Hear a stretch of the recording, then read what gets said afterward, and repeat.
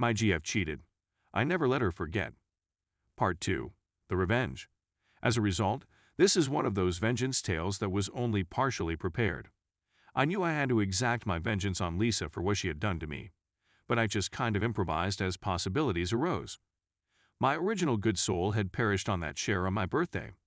All of my principles were thrown out the window. I had never cheated in a relationship, therefore I assumed I would never be cheated on. I know how stupid it is now, but that is what I thought at the time. I didn't care what collateral damage I created as long as my goal of inflicting as much pain on Lisa as possible was met. So I carried on with my new selfish outlook every day of my life. Later that week, I was sitting at my computer, scrolling through Facebook, when I came across the profile of one of her track teammates. That's when I had my first spiteful thought. I decided to try to get her colleagues to take the bait I was about to toss into the sea. Despite the fact that I didn't have evidence of her up with my colleagues, she was plainly attempting to conceal talks between them. So I decided to see how many individuals in my immediate vicinity I could passionately embrace. Fortunately, I had more alternatives than she had when she cheated on me. A men's basketball team is substantially bigger than a women's track squad. Also, much more attractive Lisa's colleague had a boyfriend, which I discovered on Facebook. But I reasoned, obviously everyone cheats, let's check if it's real. I then engage in a flirtatious social media dance with her. You know, the one where I like a few of her pics, and she likes a few of mine in return. I send her a text message and bam. A week later, she's in my bed at my residence. I then do something similar to her other comrades. All of them happen to be on her 4x4 relay squad. 2 of the 3 females I passionately embraced had boyfriends and eventually cheated on them with me, which left me with a lot of mixed feelings.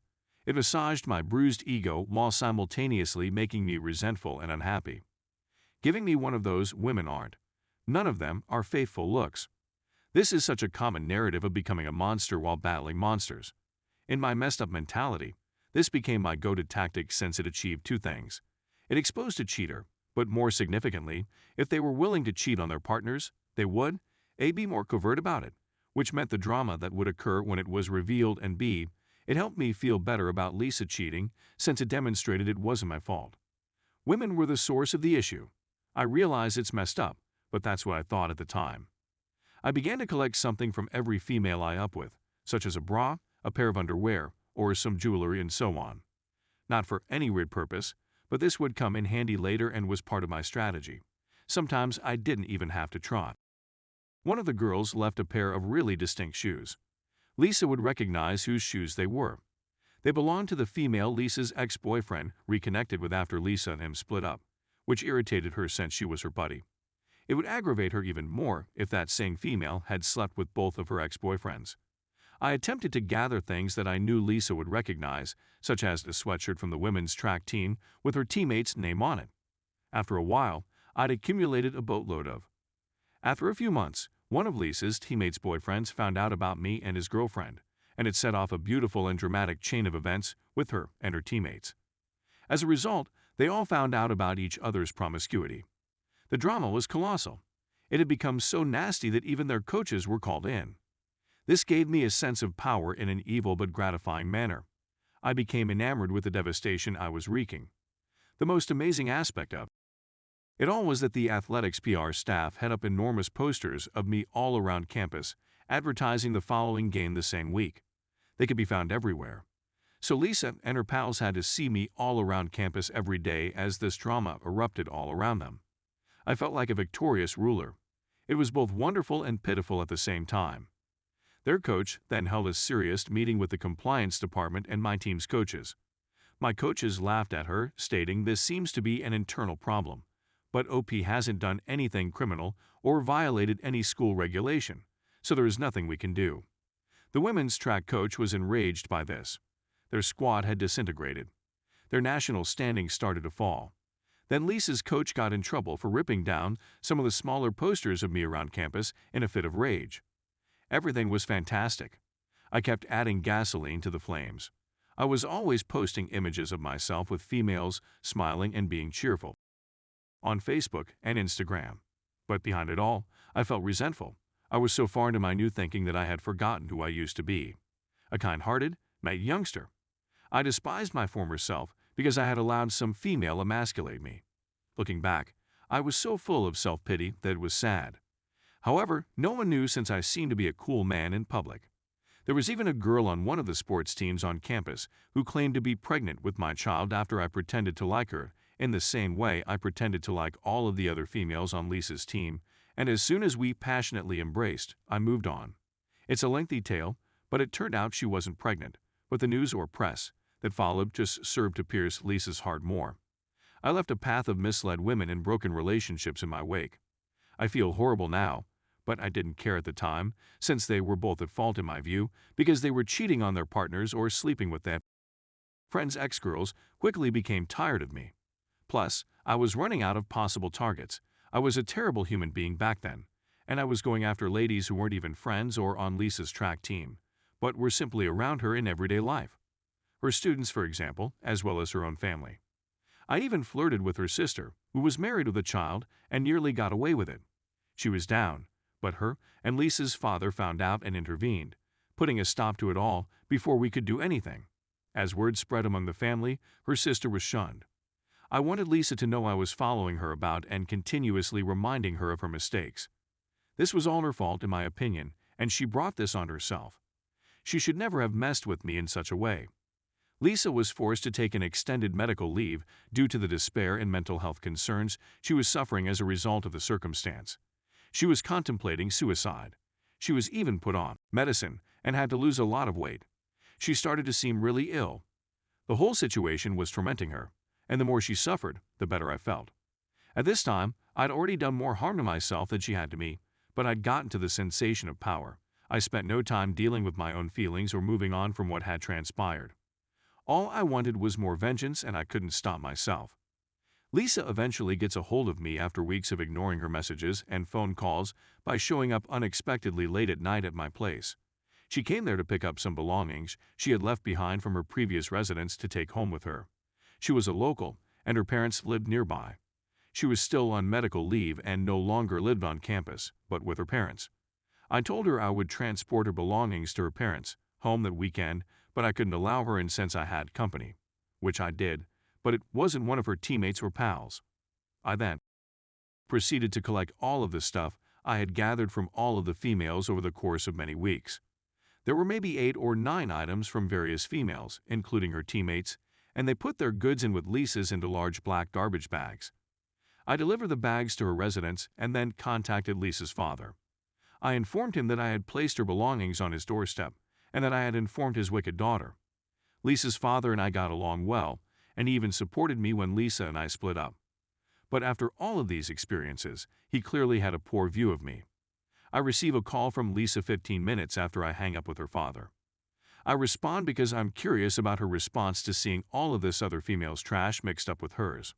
She couldn't stop weeping. It sounded like that crazy half-crying, half-mumbling thing people do. She wasn't even upset, only pleading with me to point to end my tyranny. I just grinned and basked in the ecstasy of hearing her anguish. I said, "Why were there other men involved in our relationship? You incorporated them into our relationship in the same way that I included other ladies into your stuff." It's the ideal sarcastic metaphor. At the time, I thought it sounded great and was really pleased with myself. Facepalm. Lisa was sure I was the one cheating on her since I was usually out of town, according to one of Lisa's friends, who knew she was cheating on me throughout our relationship. This doesn't make sense since I was out of town for basketball, which is a perfectly legitimate explanation, not haphazardly on my own will. My timetable was actually available on the school's website. I remained in touch with her while I was away, but I couldn't be on my phone during practice or team meetings. But I assumed she didn't have the logic in her head to figure this out. I'm guessing it's simply an explanation she concocted to cover up her concerns about the entire thing or to keep her face in front of others who knew she was cheating.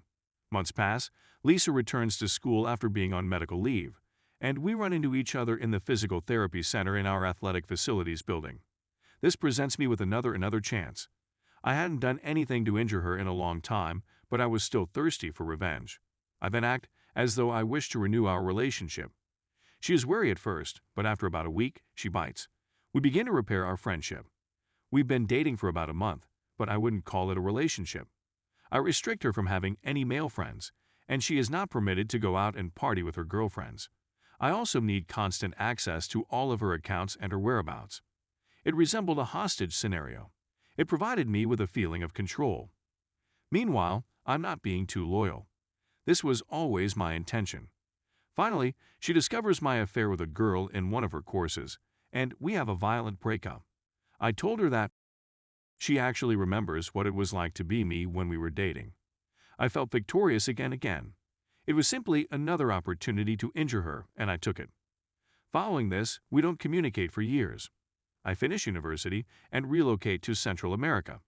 She contacts me when I'm there, roughly a year after I relocated and about 2 years after our last conversation. My life has devolved into that of a true degenerate at this point. I was consuming enormous quantities of narcotics on a regular basis, and I spent around 75% of my time participating in illegal or criminal activities. But I still blame her for my being the evil soul that I was and for refusing to accept responsibility for my bitter, immoral personality. I hadn't had another relationship since she and had always had problems since I couldn't trust a woman in any form. Even though it had been years, I regarded her texting me as yet another chance to damage her. We start talking as friends and even flirt with one other on Facebook Messenger. To be sure, there are several nations, states, and an ocean between us at this time. I had planned a visit to my former institution to see some pals. But what I told her was different. I told her I was returning to the city for a new job I had recently been given. We agreed to meet up when I returned to see whether there is anything worth salvaging between us. I put on my finest acting hat and seem to have put our history behind us. But I'm still as furious as I was years ago. She is in her last year at university, and I am returning to the United States. When I arrive, I meet Lisa in a coffee shop. We stay up all night together. From her perspective, it seems that we have moved beyond our disagreements and what transpired. We may be able to sort things out. However, like I have said, I will not be returning. I'll just be here for 2 nights. She is unaware of this. After up a few times and spending 2 days together, I packed my belongings and board a plane back to Central America without telling her anything about my departure. I blocked her on all of my social media platforms and contact channels. This time, all I could think about was what happened to her when I vanished after she believed I had moved back and was ready to give our relationship another go. This time, though, it wasn't as gratifying as my past vengeance schemes. Every year, my drug habit and lifestyle deteriorated. 3 years later, I was hospitalized and almost died as a result of my long-term drug usage. I was never sober for a complete 24 hours following that day on the menstruation calendar. Returning the gaze. Regardless of how much anguish I may have given her with my vindictive existence, my new persona, which had replaced my old one, was contaminated with a wicked-spirited heart. I honestly believe that my acts caused more damage to myself and lead me down a path where I had no morals. Though I spent the most of my narrative telling everyone about how I kept getting vengeance on my ex for cheating on me, as wonderful as it was, I wish I had spent an equal amount of time mending myself from the occurrence. If anybody reading this is suffering from the agony of infidelity, a good revenge narrative may provide some solace, but I hope you don't make the same mistake I made. Rather, devote more effort to mending and moving on from your pain. You will not be healed by vengeance. It will be a distinct trip, but it may divert your attention away from putting yourself back together. Fortunately, I became clean and have been sober for almost 4 years. I'd even had a 2-year-old female buddy cheat on me before I became clean, but I didn't get even. I spent my time recuperating. I transformed and became only concerned with myself, which was much more rewarding than the vengeance I exacted on Lisa for cheating on me. Now, I've been married to a sober lady for over 2 years, and wow, do I have a nice life. I have a fantasy job and a fantasy marriage. Thank you to everyone who took the time to read this. Sorry if it wasn't well written. I seldom write like much, but I'd never recounted the whole tale in depth before, and I learned a lot by writing it. The main thing I want to gain out of this is to share my experiences doing bad things but getting such a gratifying sensation from it that it's nearly addicting, and transforming from a basically decent person to a really dark nasty one. People have bad periods, of course, but I feel like my personality and mentality have never been the same since that incident. I'm looking forward to hearing from anybody who is willing to read this nonsense. Commenters writing TLDR. In college, OP dated Lisa, a woman a few years his junior. Lisa maintained a period tracker and kept note of time she had unprotected. When filming their girlfriend who had fallen asleep, OP discovered she had had unprotected with at least 4 males since they started dating. OP roommate evicted her. OP resolved to exact his vengeance. This began with all 3 of her relay teammates, track team, which resulted in the team crashing. They both had boyfriends, so OP used this as fuel to claim that it is the women who are the issue, not him. At this point, OP begins to go down the rabbit hole of drugs and drink. This went on for a long time, and OP began collecting items from ladies that might be identified by Lisa for his scheme. He would target, his words, ladies close to Lisa on purpose, so that the drama would be bigger and he would have more ammo to damage her. Lisa took a mental health vacation from despair and went to OP home to beg for her belongings back. He carried it to her parents and filled it with everything he had been accumulating. He relished the fact that she had contact and weeping. Months later, they meet into one other at PT, and he persuades her to give it another chance, despite the fact that she knows it's all a game. Holds her hostage with no boyfriends, no parties, no going out, all while cheating. They finally part ways. Years later, OP is approached by Lisa, who informs him that he will be returning to their nation for a job. In real life, he's coming on a 2-day visit, and essentially catfishes her into dating him again. They meet up and stay out the whole time. He then packs his belongings and goes, never to harm her again. After this, OP gets into trouble with drugs and alcohol, finds himself in the hospital, and has another girlfriend cheat on him. He did not exact retaliation on her. OP is now married, has a nice career, and has, supposedly, been clean for some time. He is also aware of how hazardous everything is. That, I believe, sums it up. Edit 1. Hello everyone, it's been a little over 100 days since I wrote this, and I'm still amazed at how many people read it. I appreciate all of the comments, even if they were a bit of a mixed bag. It's expanded to Facebook and YouTube, among other places, and it's fascinating to see how different the feeling is on each of those networks. Have you apologized or spoken to Lisa after the events in this story? Is one of the most frequent requests I've received. No, it does not. No, not yet. However, I intend to do so. She's on a lengthy list of changes I've been working on for years. It seems that I will return to her city sometime next year, and I'll contact her then. I know many of you are asking me not to, but I have discussed this with my sponsor, therapist, and mentors, and the conclusion is to apologize for my behavior, which I believe is necessary. Also, a lot of comments in which people totally misunderstand the purpose of the story's narrative and feel the need to act as my therapist or something, telling me how I should have done this or that over a decade ago, which was not the point. It's apparent how I responded, but that's not what this was about. This was about objective reflection, and as I indicated in my post, I've gone back into dating after a long break from Lisa, and although most of my girlfriends and relationships following Lisa were nice, I was cheated on again in a manner with one of them, and was far more distressing than the narrative I wrote with Lisa, but I have learned from Lisa's experience and chose not to seek vengeance and instead just walked away. That is when I ultimately became clean, which led to the life I currently enjoy. And I'm thinking of producing a post to illustrate the tale, since I ended up doing the healthier thing even though I was wounded more than with Lisa. The sheer number of men who reached out to me on here sharing their own stories of infidelity and drug abuse, either asking for advice or just to share their own emotions and stories, completely surprised me and honestly filled my heart with empathy. And I felt connected to people dealing with the same things I did back then, and it was so fulfilling to have the opportunity to help these men deal with their trauma in healthy ways than I originally did. But regardless of how different your comments are, I appreciate them all. However, I believe that all of the following arguments have some validity.